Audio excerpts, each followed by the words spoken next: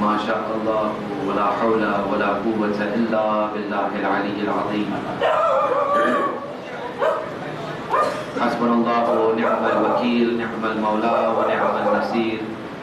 رب اشرح لي صدري ويسر لي أمري واحلل عقدة من لساني يفقهوا قولي. أعوذ بالله من الشيطان الرجيم. بسم الله الرحمن الرحيم. الحمد لله رب العالمين، والصلاة والسلام على أشرف الأنبياء والمرسلين، خاتم النبيين، شفيع المذنبين، رحمة للعالمين، مولانا وسيدنا أبي القاسم محمد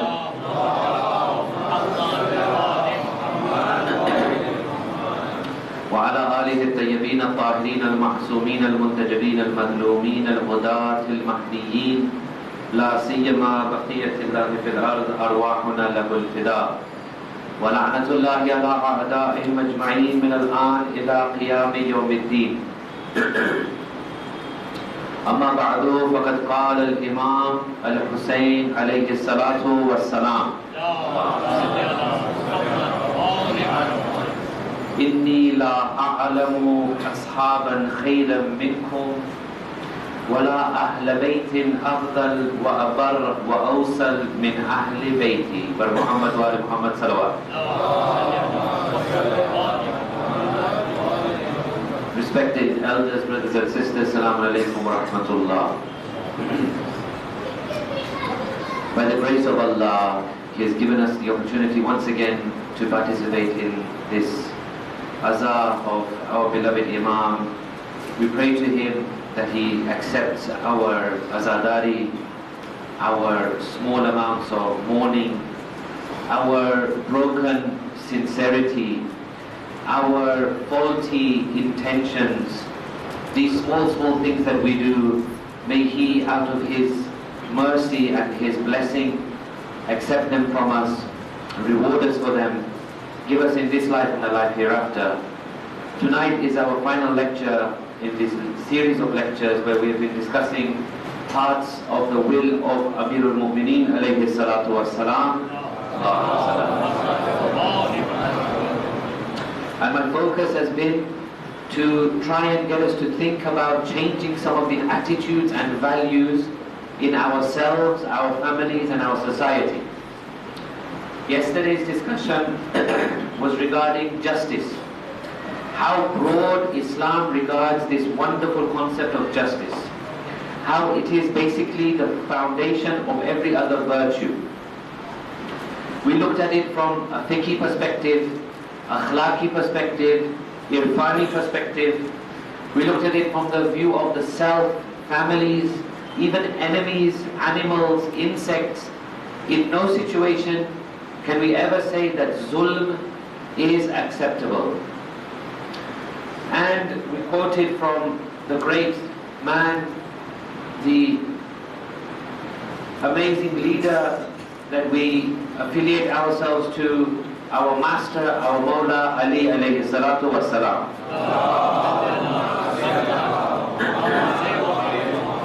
Where he says even this entire world, everything that is on the 7 continents, everything under the sky is not worth taking the grain of food from an ant.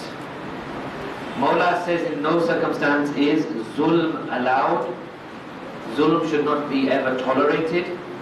And it is upon the followers of Ahlul Bayt, that means us, that we always battle against zulm. And we always uphold truth and justice. Tonight's lecture is regarding how we can now conclude this series. We bring a few things together inshallah, and we emerge with an identity, a new way of looking at ourselves and our lives. And that is an identity of being Husayni. Husayni is basically someone who is affiliated to Imam Hussain. Who can be such a person? What are the qualifications of such a person? What do we need to do in order to be in this group of Husayni? This is our discussion for tonight, inshallah, with one salawat ala Muhammad wa ala Muhammad.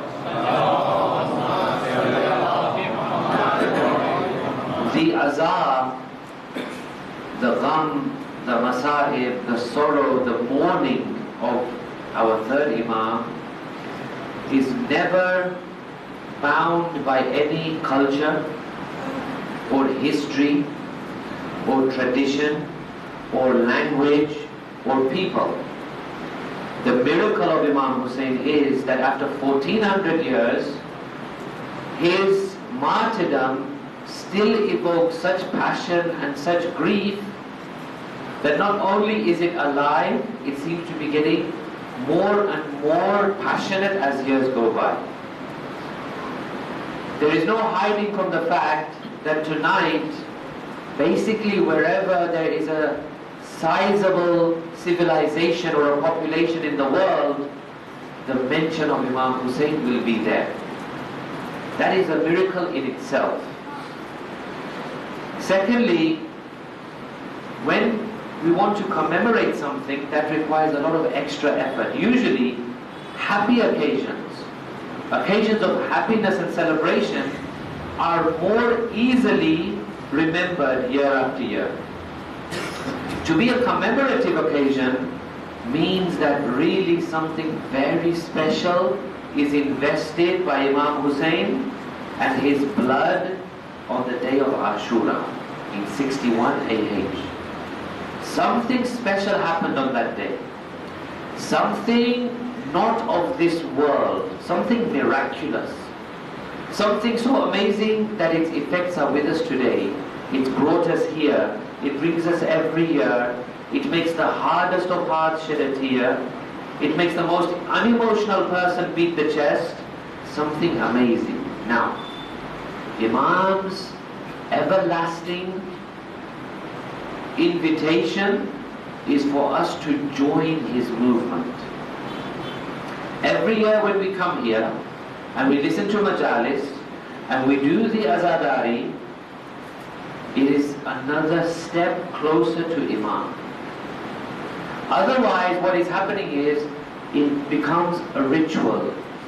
A ritual devoid of any meaning is still advantageous in some respects, but it loses its main flavor. The flavor of the morning should be that, are we getting closer to our Imam?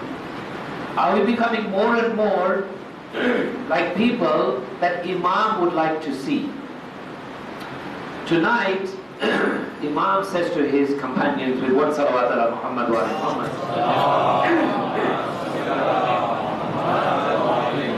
Imam says the following to his companions. He says, Inni la a'lamu ashaban khayran minkum. I know of no other companions better than you.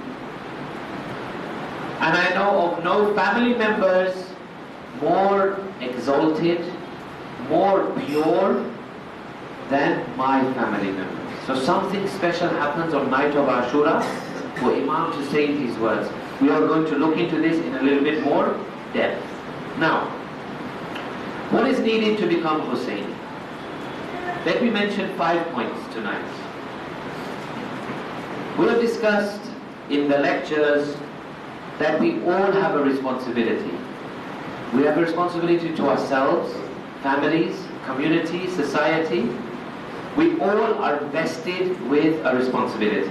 Every individual, no matter where he is in life, no matter what social class he's in, is vested with a responsibility.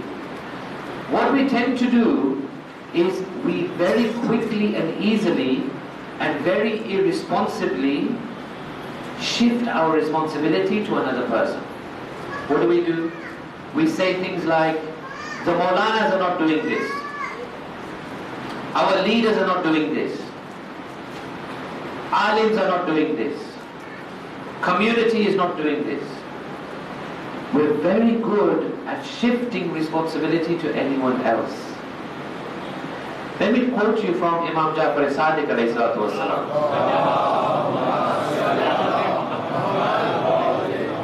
Imam says, act on what you know. What you do not know, Allah will teach you. Act you know. What you don't know, where there are gaps in your knowledge, Allah will teach you those things. So the first thing about becoming Husayni is that we don't shift it onto other people. We don't shift responsibility. You will tell me, you do this. I can tell you, you do that. For example, when a message needs to be given to a community or a jamaat, believe me, if I had £10 for the amount of times people have told me, Maulana, can you mention this? This is very necessary in our community. And I put the question back and I said, is it very necessary? Yes. I say, okay, have you mentioned this? Nay, I cannot do it. Oh, right. So you want me to do it? Fine. If I had £10 for every one of those, I'd be a very, very rich man. What we tend to do is we want to shift the responsibility onto someone else. We don't want to take that responsibility. Imam's mission showed, if one thing, that every individual counts, every individual has a responsibility, every individual is expected to discharge the responsibility. Otherwise, Imam would not go to people and tell them, join us. He could have said, I have enough. The thing which I want to do on Ashura, give my sacrifice, I have enough people for it. In fact, as we will come on to discuss, Imam at one point says, you are all free to go. He removes his bay'at on night of Ashura. He says, I will not hold you, any of you responsible. You are all free to go. They all felt a responsibility and said, Imam, how can we leave you? We cannot leave you. Otherwise, they could have just turned around and said, okay, Imam, it's you, you're enough. You can do a much better job than us, you do it. No. Every individual is tasked with this responsibility. So what makes a Husayni? Is it by name? Is it because someone's name is Hussein? Or someone's name is Shabbir? Or someone's name is Shaheed? Is that what makes a Husayni? No. We must do much more to become Husayni than simply saying, I'm a Shia. I was born in a Shia household. When I feel like it, I practice my religion. It requires much more than this. This is absolutely minimum. In fact, if you're a Shia and you're born in a Shia household, you have actually more responsibility to discharge because you are at a level that the other people are not at. With one salawat ala Muhammad wa ala.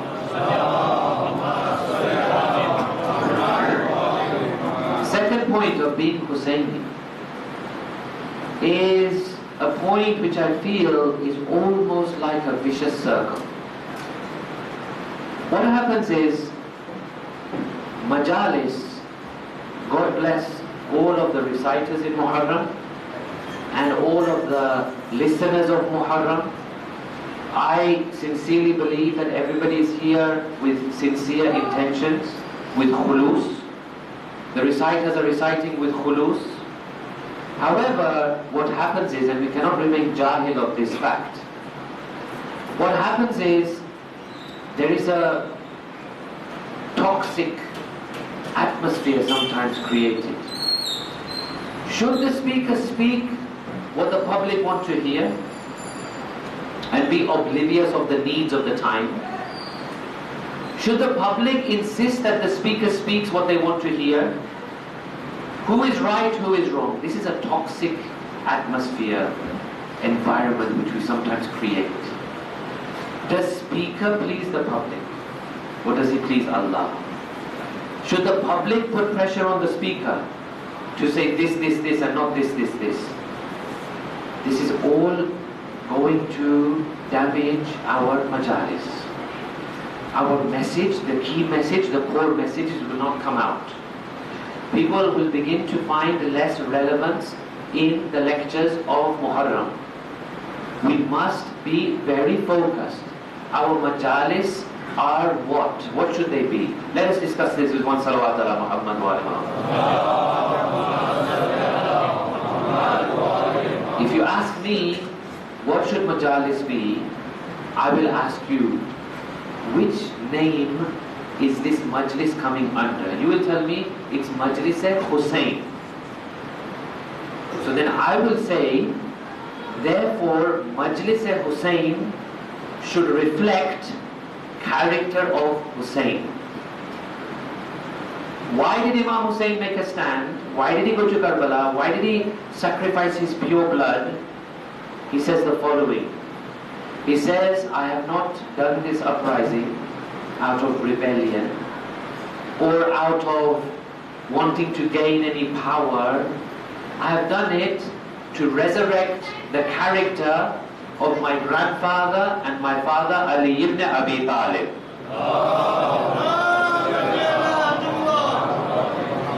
On top of that, I have done it because I want to see a reform in the community. So if the majlis is not encouraging reform, then it is not delivering on the character of Imam Hussein. If it is not reforming society, then it is falling short. Because the criteria of the majlis is, of course, to explain the Fazail of Ahlul Bayt. That is also part of Imam Hussein's mission. Of course it is to make people cry. That is definitely part of Muharram. But also to reform. Now, let us ask ourselves a difficult question. How much reformation have we achieved year after year, day after day in Muharram Majalis? How much reform have we achieved? If we are not achieving reform, then we need to start to question that are the majlises achieving their ultimate aim? For sure, don't get me wrong. You coming here, we coming here, we cry, we lament, we mourn, definitely there's a huge sawab. No one should doubt this. Definitely on the akhirat we are going to get reward, inshallah. No one should doubt this. But what I'm saying is, it can be more. We can build even more. We can reform society.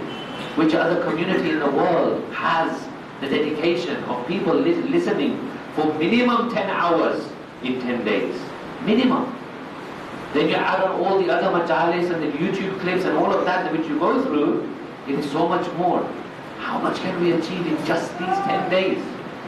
It is an opportunity, isn't it? So we should accept this opportunity, inshallah. With one more salawat ala Muhammad wa ala Muhammad.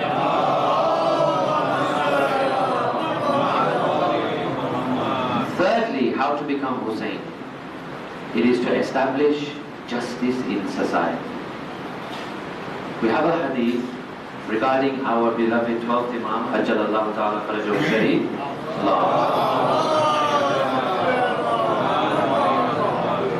وَيَمْلَأُ الْأَرْضَ قِسْطًا وَعَدْلًا كَمَا مُلِئَتْ ظُلْمًا وَجَوْرًا.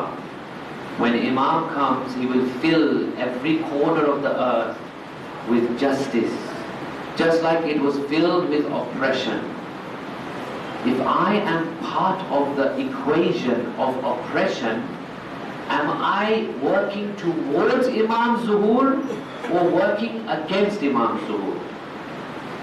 If I am part of the system of oppression, if I am not sharing my wealth, my talents, my time, my skills, my abilities, if I am not giving people their due, if I am, God forbid, taking someone's haqq, if I am depriving some innocent person of their due, then I'm nowhere near preparing for Imam's zuhur. I'm preparing for Imam's delay. I'm delaying it further. Because Imam is waiting for who? He's ready. He's waiting for us. If we are not prepared, Imam cannot come because he doesn't have sufficient support. He's waiting. He's absolutely in intizar himself for us. Sometimes we think intizar is only for us. Actually, Imam is also awaiting sufficient support. So we must work on the principle of justice with one salawat ala Muhammad wa ala Muhammad.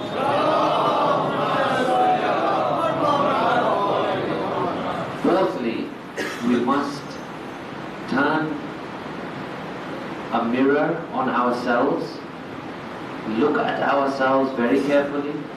It's very painful, it's very uncomfortable to do a deep examination of ourselves, and we must ask ourselves, what are my values? What are my attitudes? Are my attitudes in line with the attitudes of Imam Hussain? Are my values in line with the values of Imam Hussain? This Imam who was prepared to place two people guarding him when he prayed, and those two people being hit by arrows while Imam offers namaz, and we delay namaz or don't give it importance or don't pray, is that a value of Imam Hussain? Is it a value of Imam Hussain for us to be immodest in our interactions? We beat our heads, we beat our chests through the forced unveiling of Janab Zainab, don't we? We say to ourselves, we say in our speeches, this was the biggest calamity. Then we ourselves, our ladies, our daughters, even men, we don't observe hijab. Hijab is not only a clothing, it's also an attitude, it's also the way you look, your gaze, your interactions. It all comes down to hijab and attitude. So again, the Husayni attitude is one of modesty, chastity, parda, hijab. In hijab we mean what our maraji have told us is basically a lady, for example, must be clad from head to toe except for face and hands from the wrists onwards. Therefore socks are wajib. Many people don't know this. They think socks are an optional thing. Socks are wajib. It is part of wajib parda for a lady to wear socks as per the rulings of Agha Sistani and most other maraji. I've not seen actually any maraji who say socks are not wajib. This is also part of parda. Men, it is also part of our hijab to control our glances, not to pry, not to gaze, not to stare. This is all part of hijab. So, when it comes to Islamic law, we must be very careful. We are discharging our duties and responsibilities, inshallah. With one salawat ala Muhammad wa ala Muhammad.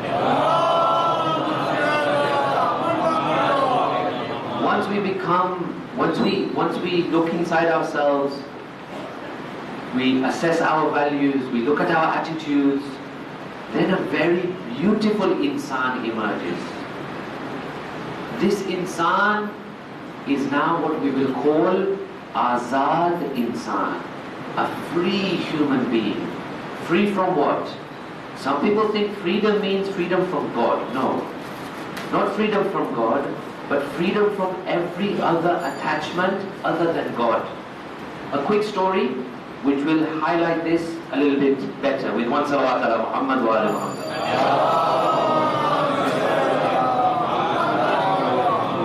Janabe Abu Zar, great companion of the Holy Prophet. This is an example of Azad Insan. You know, Janabe Abu Zar, even before the Holy Prophet declared Islam, he was a believer. He had the belief in a God. In fact, in some reports it says he would offer a type of prayer to God. He had this purity, he had this amazing nature. Abu Zar was so truthful. There is one very ajib report that we find from the life of the Holy Prophet. It is said that on Shab-e Hijrat, when the Holy Prophet asked Mawla to sleep in his place so that he could leave Makkah to go towards Medina, it is said that when the Holy Prophet was leaving Makkah, he had a kind of cloak on him, so that it was not immediately obvious who this person is. And as he was leaving Makkah, for a time, for a short distance, Janabe Abu Zar was with the Prophet. Janabe Abu Zar was so truthful. The Meccans came and said, "Oh Abu Zar, who is that in the cloak?" He said, "It is the Holy Prophet."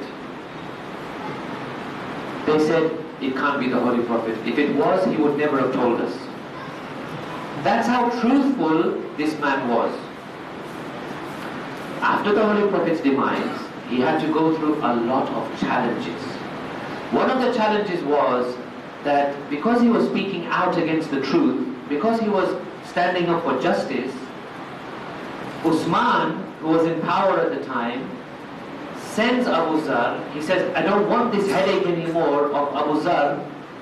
He ties him basically to a camel and he sends him and he makes sure he gets to Sham. Who is the ruler of Sham at that time? The accursed Muawiyah. Abu Zar arrives in Sham. Muawiyah says, Usman is very clever, he sent his headache over to me. So now he has a discussion with his ministers.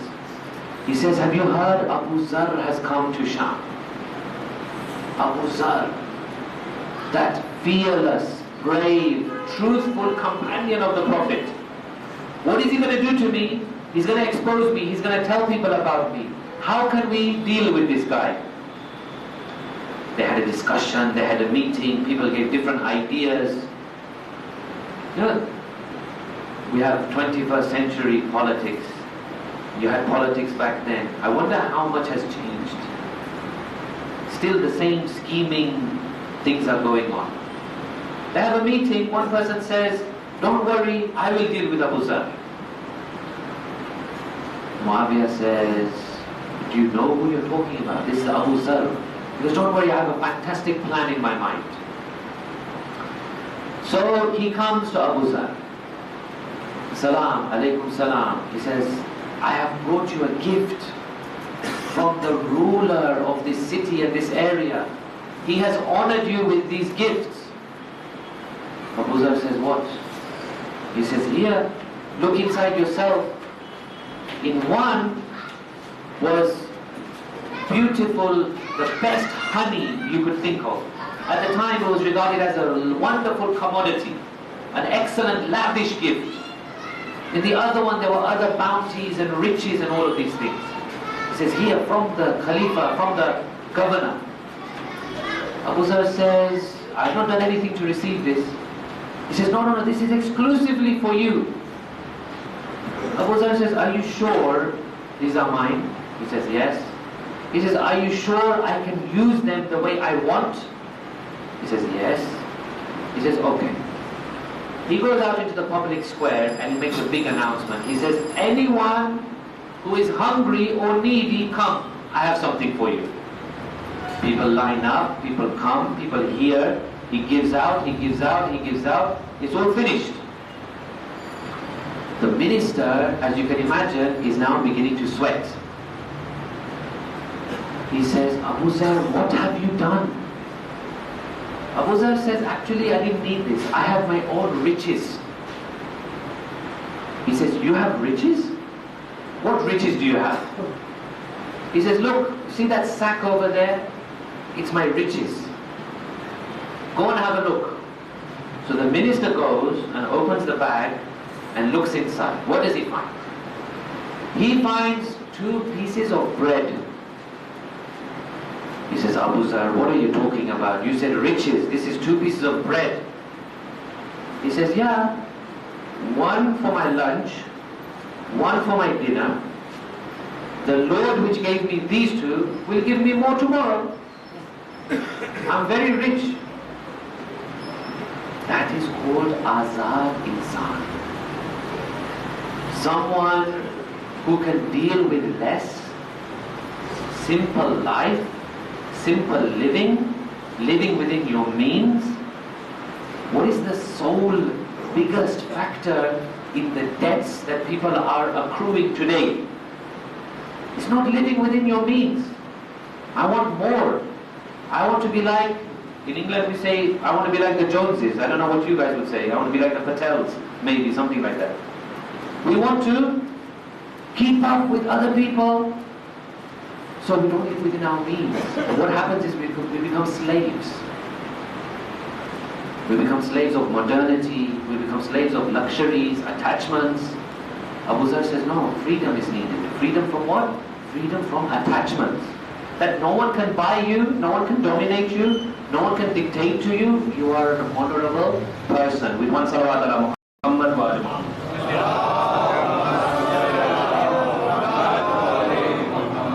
That brings me on to the fifth point of how to become Husayni.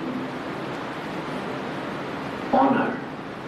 To have an honorable personality. Izzat.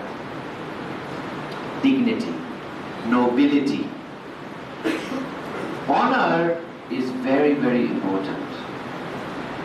Ideally, what should happen is, we should make a situation where we don't need to tell our children, do this, don't do that, this is not good, that is good. What we should be doing is within our own lives and the lives of our children, we should train them in such a way to feel that such an act which is bad, forget Allah will give azab and all of these things, okay, that is also there, but ideally they should feel we are too honorable to do this. It doesn't befit me to do this. It doesn't meet my standards of izzat. It doesn't meet my standards of nobility to do this. What do I mean? Let's have one salawat ala Muhammad wa ala Muhammad. Think about this narration and look at all the instances of honor inside this story. Story is from the life of Imam Zainul Abidin alayhi salatu wa salam.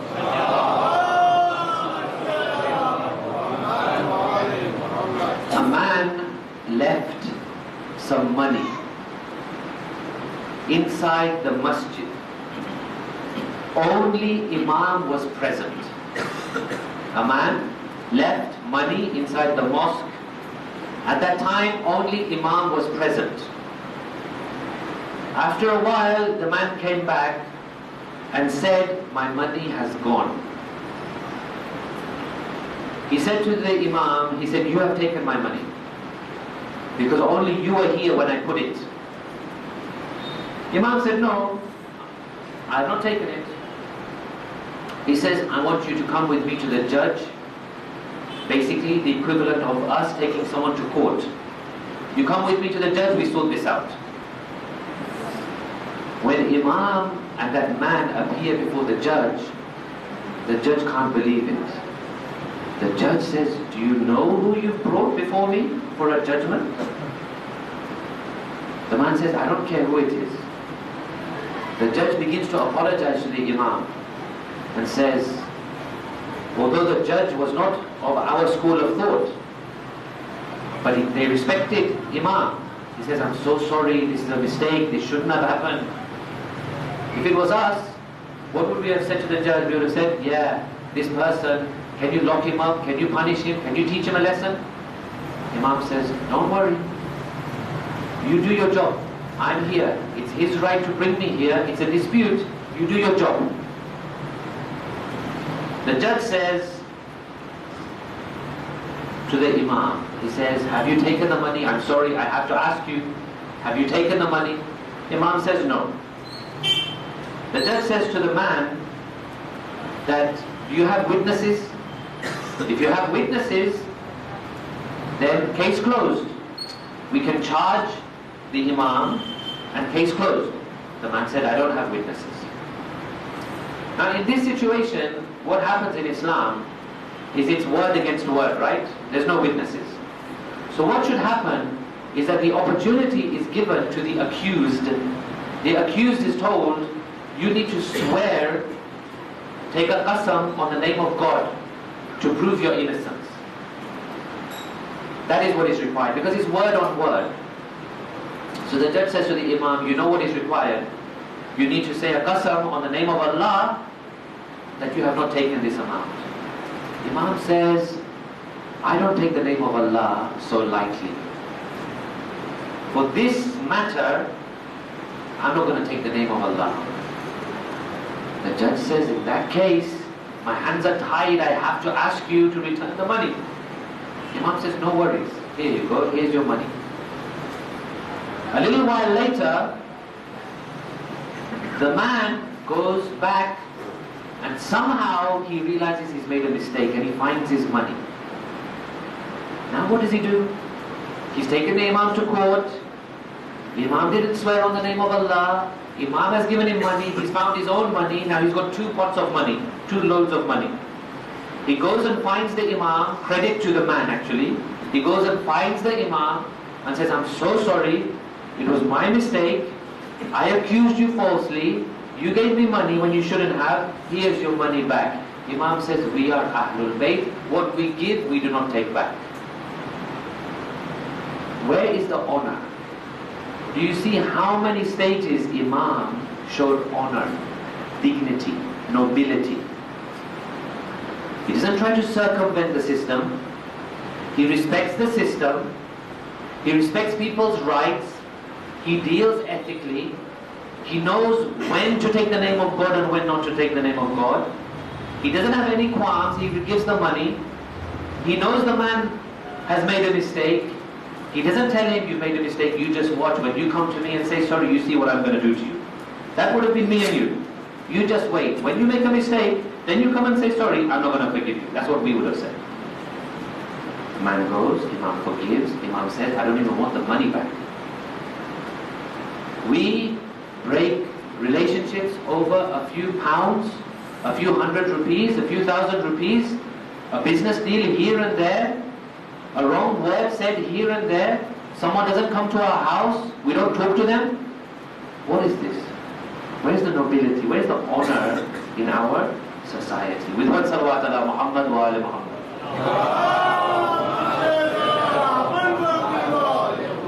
So one way of securing honor is that when you're in a situation, ask yourself, if Imam, let's say Imam Ali was in this situation, how would he have acted?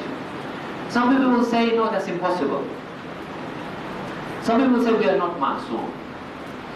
Not ma'soom is definitely true, but these things are not related only to ma'soomeen. The akhlaq that we need to have is not limited only to ma'soomeen. Ma'soomeen had a much, much wider remit than this. This daily akhlaq, this interaction between people is what is expected of us. What we are not expected to do is to represent Allah, to speak on behalf of God, to know the rules of religion like the back of our hand, to tell the in-depth tafsir of the Quran that only the ma'soomeen know. These are the jobs of the ma'soomeen. Otherwise akhlaq is there for all of us. Daily akhlaq, interactions with people, this is expected of us. This is not something that we would say, I can't do that, only a ma'soom can do that.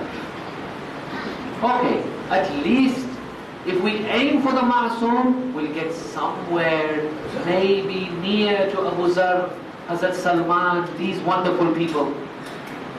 They were not ma'soom. So inshallah we need to have this kind of attitude. Our values need to be very securely understood, and honor needs to be in our lives. With one salawat ala Muhammad wa ala Muhammad.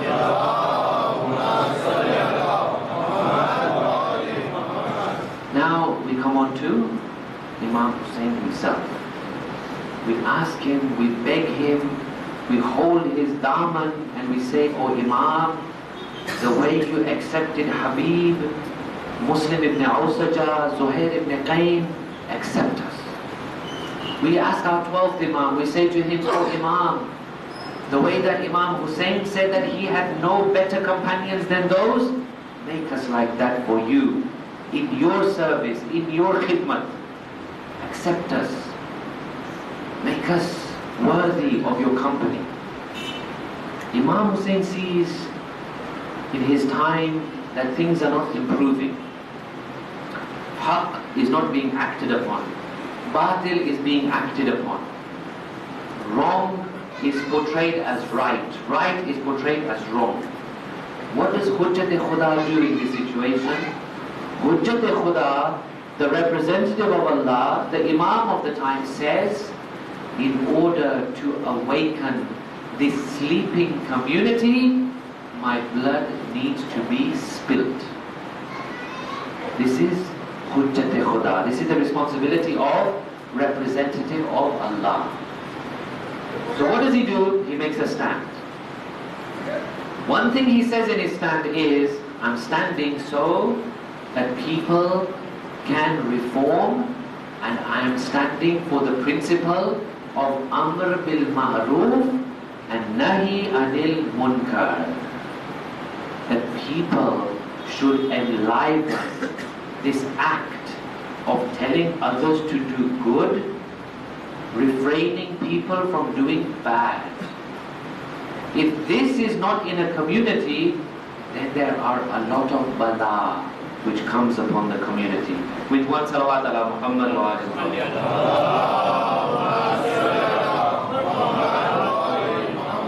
When a community stops doing amr and nahi, basically that community has buried itself. It's almost finished. Because values have no longer remained. Either people don't know what is right and wrong, or they don't want to speak about right and wrong. Either way, the community is gonna be finished. The Holy Prophet sallallahu alaihi wasallam says that when a community stops doing amr bil ma'roof and nahy anil munkar, there are two consequences. Number one, bad, evil, corrupt people will rule over that community. Number two, the du'as of that community will not be accepted. If these two things happen, if even du'as are not accepted, if they're getting blocked because of our amal and deeds, then you can think it's a very sad situation. So, Sayyid al-Shuhada lays down his mission statement.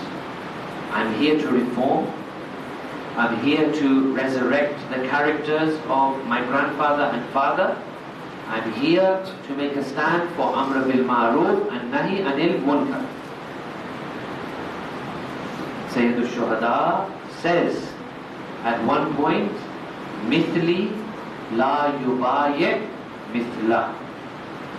In other words, don't think of this as a fight between Hussein and Yazid. Don't think of it as a fight of Hussein against Umar as-Sa'd.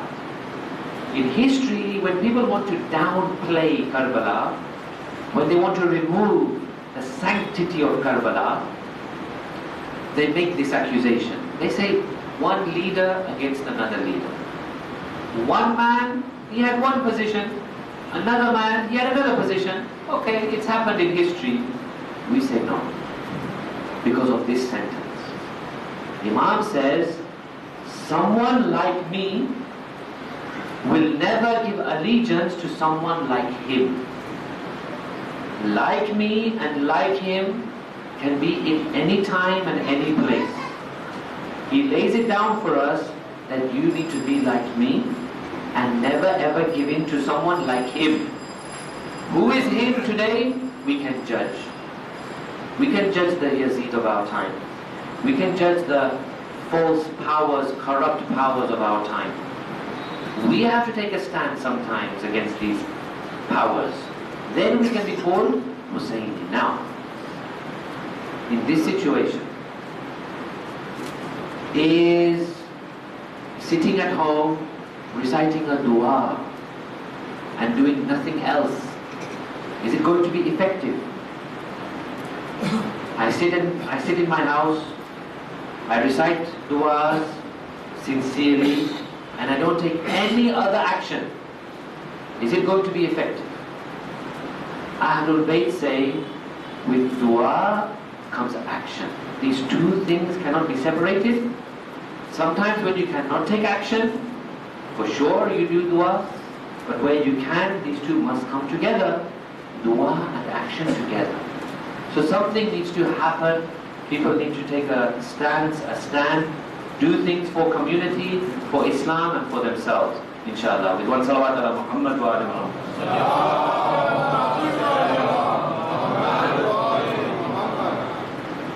On the night of Ashura, and in fact on the day of 9th of Muharram, we see lots of changes in the landscape of Karbala and the preparation of the battle. What happens is, the forces of Yazid do not come at once. There were individual battalions of soldiers who were called from throughout the land. Each commander came with a battalion. These battalions joined together and they formed the forces of Yazid. Slowly and surely, accursed Hurmala comes with his battalion. Umar Asad is there with his battalion. Hur was there in the beginning with his battalion. Shimr, Mal'un, comes with his battalion. The arrival of Shimr heralds a new type of hostility. Shimr brings a letter from Ubaydullah. The letter is given to Umar Asad. He is told, if you delay much more in killing Hussein, I'm replacing you with Shimr. Umar Asad is put under pressure. He knows he has to do something quickly. He sends a small force of Shimr and a few others towards the camp of Imam Hussein. Shimr somehow is a relative of Hazrat Abbas. Shimr calls out to Janabi Abbas and says, I want to speak to you. Imam Hussein's nobility is to such an extent, Imam Hussein tells Hazrat Abbas, Ajibuhu in kana fasiqan. Even though he's a corrupt person, answer him. Hazrat Abbas comes out. He and Shimr have a dialogue. Shimr says, I am guaranteeing safety for you. You, being my relative, you and your brothers, I'm giving you safety. All you need to do is come over to my side. Hazrat Abbas offered safety, while Imam Hussein a.s. is offered danger. Hazrat Abbas is outraged. He says, how dare you offer me safety? I'm with my Mawla, I'm with my master until the end. The safety is not accepted. Shimr says, in that case, we will attack. Imam Hussein gives a request. He gives an order to Hazrat Abbas to request them. He says, ask them to delay the fight by one night. Why? Because my Lord knows how much I love namaz and the recitation of Quran. Husayni is one who loves namaz and loves Quran. He recites Quran. He performs his namaz. This night is given. Now the night of Ashura. What a scene. The night of Ashura is very strange. You would think people are worried, anxious, stressed. You think people are scared of the next day, what's going to happen? We're going to be brutally martyred. We're going to be killed. No such thing. They say that on the night of Ashura, Imam, after taking a renewed bay'at, Imam says to everybody, I'm removing my bay'at. People say, Imam, we give it again to you. After all of these actions, the camp of Hussein was a camp of spirituality. They say the noise coming from Imam Hussein's camp was one which resembled the buzzing of bees. Why? They were active in zikr, Quran, namaz-e-shab. This was the activity in the camp of Hussein on night of Ashura. We have a few amazing statements from the ashab of Imam Hussein. Muslim ibn Awsaja, we salute him in our ziyarats. He says to Imam, he says, Wallah, by Allah qasam, if I know, if it comes to my knowledge that I will be killed and then I will be made alive again, then I will be burned, then I will be cut into pieces. Even if this happens to me 70 times, I would not leave you, O my master.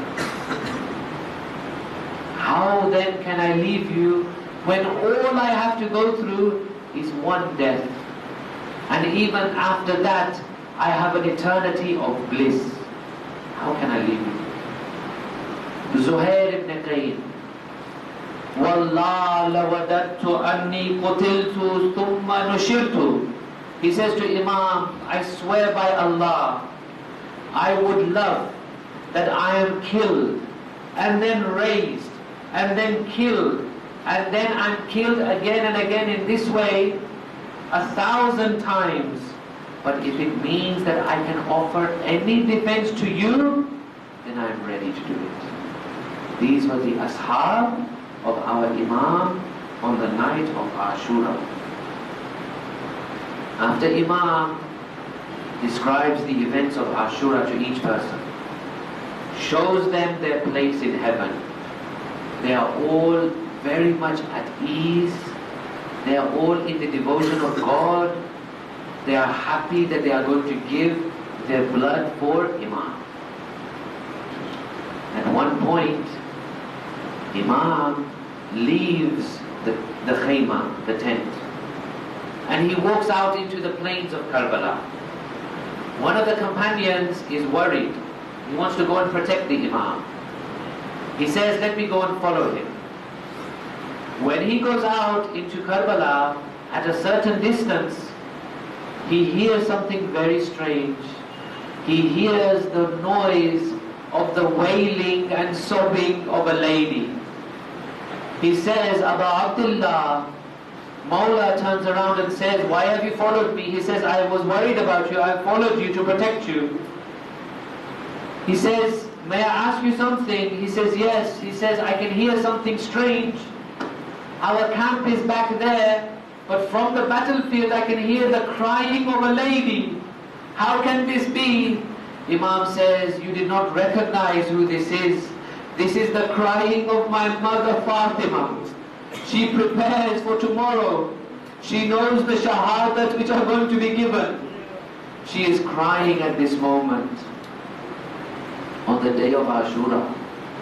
This is now Asr Ashur.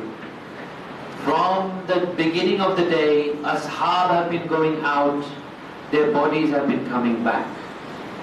After the ashab, people like Habib, his body came back.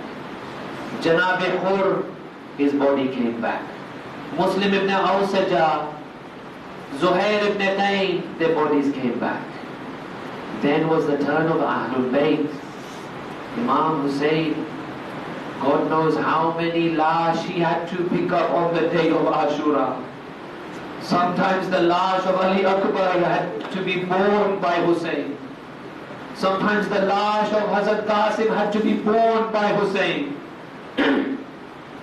Sometimes Imam, not only did he bring back the lash of Hazrat Abbas, also he had to go back and bring back the arms of Hazrat Abbas. Hussein has been bringing back bodies. Hussein now stands on the plains of Karbala. Asr Ashura. He is alone. He has no one with him. Abbas has gone. Ali al-Akbar has gone. Qasim has gone. All and Muhammad have gone. Each shaheed has left Imam Hussein. Imam now stands, all alone.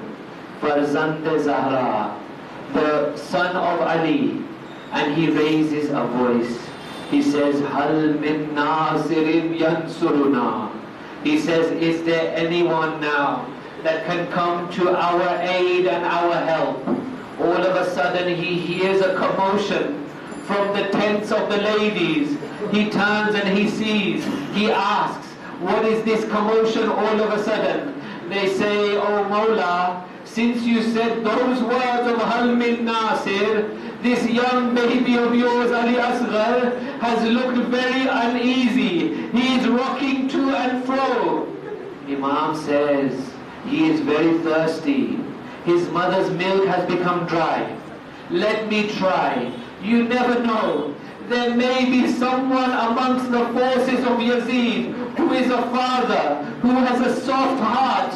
Maybe they will be convinced, if not by me, then by my baby. Imam takes the young infant into his arms. He walks out into Karbala. He puts Ali Asghar to the view of the forces of Yazid. He announces to them, he says, if I have done anything wrong, then you must at least admit that this young baby of mine cannot have done anyone any wrong. I ask you at this moment for a drink of water for this young baby of mine. The forces of Umar Saad begin to weep. They begin to cry when they see the innocent face of the baby Asghar. Their hearts begin to break. They now begin to mutter and to say to one another, this is wrong. A baby has not done anything. We should give some water. Umar Saad is now concerned. He sees that his forces are losing their focus. He wants to bring the focus back onto Imam Hussein. He says, where is Hurmala? Bring me Hurmala. Hurmala was known as the expert in archery in the forces of Yazid. Hurmala comes. Umar Saad says to Hurmala, Iqta kalam al-Hussein. Stop the speech of Hussein. Not another word should come from the mouth of Hussein. Hurmala, take an arrow and aim it and fire. Hurmala takes an arrow. What kind of arrow? They have different kinds of arrows. Some are for near distance. Some are for far distance. When you want to bring down the largest of animals, there is a special arrow. We say that it is an arrow of Se Shoba. Se Shoba means it is three-pronged. It has 3 points to it. That is used when you want to bring down the largest of animals.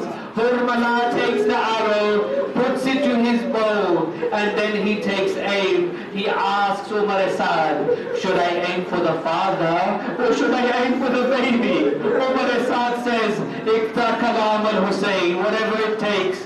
Finish the speech of Hussein. Imam Hussein is in the middle of explaining. He is in the middle of telling the forces about his baby. Hurmala takes aim. The aim was such that when the arrow is fired, the arrow reaches the throat of Ali al-Asghar. It doesn't just kill Ali Asghar. They say, min al-udhun ila al-udhun. From ear to ear, the throat of Janab Ali Asghar is cut. The arrow ends up into the arm of Imam Hussein. All of a sudden, the hands of Imam Hussein are full of the blood of Ali al-Asghar. Imam cannot utter another word. He is shocked. He is shocked. Have they really just killed my 6-month-old? Imam now retreats back to the khayma. But where does he go? How can he face Rabab with these bloody hands, with this small infant? They say Imam goes behind the tents. He takes Zulfikar. He digs up the soil of Karbala. He lays Ali Asghar inside. How is he going now to tell the news to Rabab? They say that at one point on Sham-e-Ghariba, Janab Sakina, when she goes out into the battlefield, when she finds the body of Imam Hussein, when she finds that body, Bibi Zainab asks, how did you know that this body is the body of your father? It doesn't have a head. Some reports say that Sakina says that I heard my father saying to me one thing. What does he say? He says, oh my Shias, laytakum fi